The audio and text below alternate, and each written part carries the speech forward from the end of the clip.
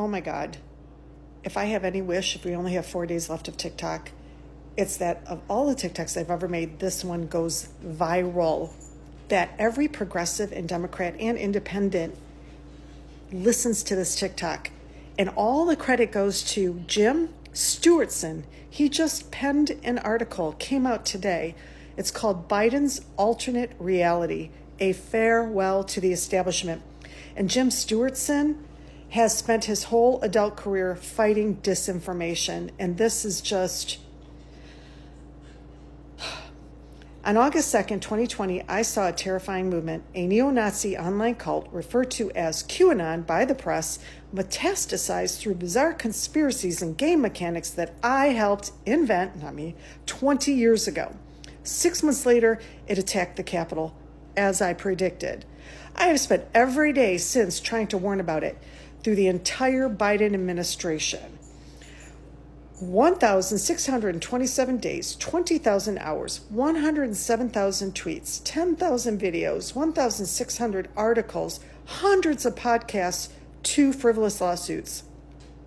When Musk started to show his true colors 3 years ago, I warned what he was. As he weaponized Twitter to brainwash people into his techno-Nazi worldview, and Mike Flynn traveled the country on a QAnon tour, I yelled into the void that we were missing the point over and over and over again.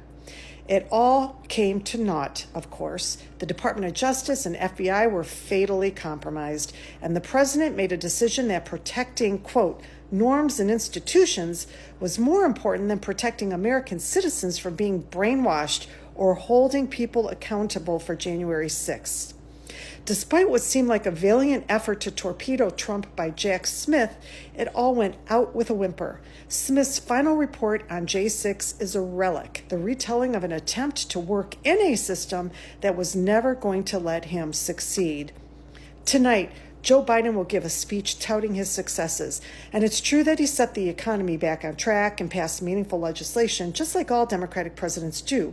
But like all Democrats, he didn't fix or even acknowledge the real problem. Joe Biden says, quote, we braved through it. We emerged stronger, more prosperous, and more secure, unquote. I beg to differ. Joe Biden never left the alternate reality of the establishment. He surrounded himself with milquetoast aides, I've never heard that word before, who fed him the positive outcomes he was looking for, but never gave him the truth. The quote, America Joe Biden fixed the economy for is dead. The establishment alternate reality he will talk about tonight is dead.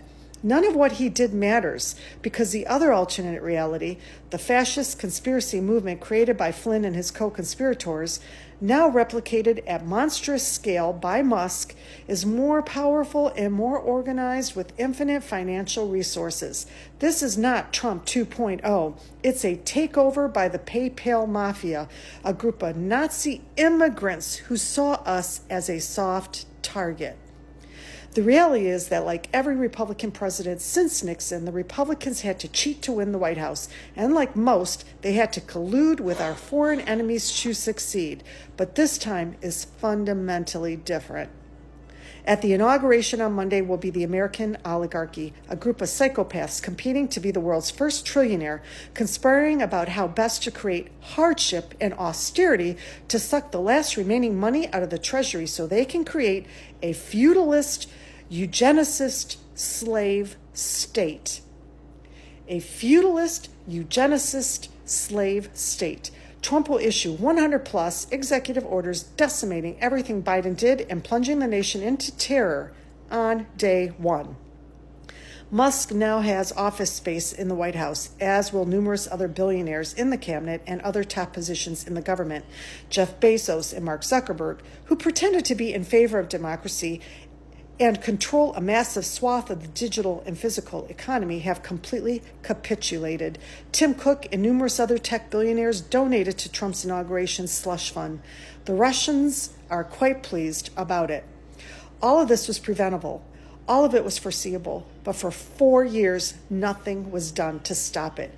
Joe Biden allowed himself to be lulled into complacency, into thinking that if we just did the right thing, it will all work out. Sadly, those days are over because people have been lied to for so long, they think the right thing is to destroy their own country. I respect the president and his 50 years of service. In many ways, he did an admirable job. But in the most important job he had, the oath to protect and defend the Constitution and the American people, he turned out to be another old man living in an alternate reality created for him by others. The truth of the matter is that we are at war, and the president was never honest about it. His administration presided over the end of the American experiment as we knew it. He will be seen in history as our Paul von Hindenburg, who handed over power in a peaceful transition to Hitler. That said, I have not and will never give up on my country. Perhaps, in the end, like kleptocratic kakistocracy being installed, and the horrors that regime will execute are the only thing that will snap us out of it. Perhaps we will emerge from the wreckage and we will be better, but that will not happen on its own. We must protest, resist, and sabotage every attempt at seizing more power. We must stop being afraid to get in their face as they try to defraud us out of our rights, labor, and resources. We must stop being afraid to call Russia the enemy, a terrorist state that must be defeated, not a legitimate nation. Unfortunately, neither history or power will be in our hands after Monday. The power of our military, our economic might, and the labor of people will be handed over to a transnational crime syndicate who wants to remake the planet. The way forward is opaque, but I am convinced it exists.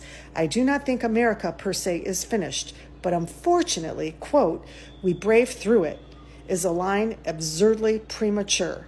Nevertheless, brave through it we will be. And he ends it with the American flag. Wow.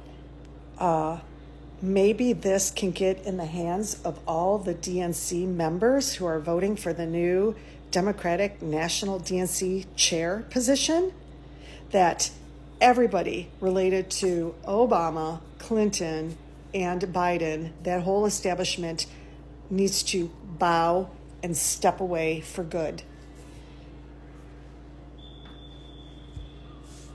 Jim Stewartson, mind/war.com.